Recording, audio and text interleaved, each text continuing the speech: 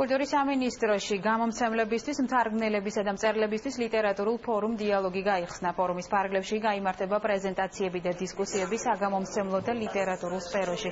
მონაწილეობას როგორც ქართველი, ისე უცხოელი გამომცემლები მიიღებენ. 23 მაისს კი წიგნის მე-15 საერთაშორისო ფესტივალის გახსნაზე უცხოელი გამომცემლების ვიზიტი იგეგმება. ფორუმ დიალოგი კულტურის სამინისტროს, ბრიტანეთის საბჭოს, გოეთესა და ფრანგული ინსტიტუტის მხარდაჭერით იმართება. კონკრეტული ნაბიჯები, რითიც კონკრეტულად ეხმარებიან გამომცემლებს და ავტორებს იმისათვის, რომ ჩვენ შევძლოთ ქართული ლიტერატურის გატანა საზღვრებს გარეთ, მივიტანოთ უცხოურ მკითხველამდე.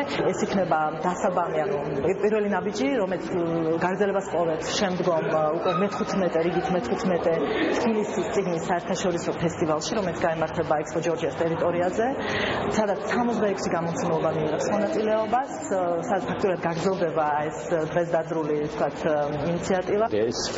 დღეს უცხოელი გამომცემლები იმისთვის ჩამოვედით საქართველოში, რომ ქართულ მხარესთან ერთად ქართული ლიტერატურის თარგმნასა და სხვადასხვა ქვეყანაში გამოცემაზე ვიმსჯელოთ. ეს თქვენი ქვეყნისთვის ძალიან მნიშვნელოვანი ნაბიჯი იქნება.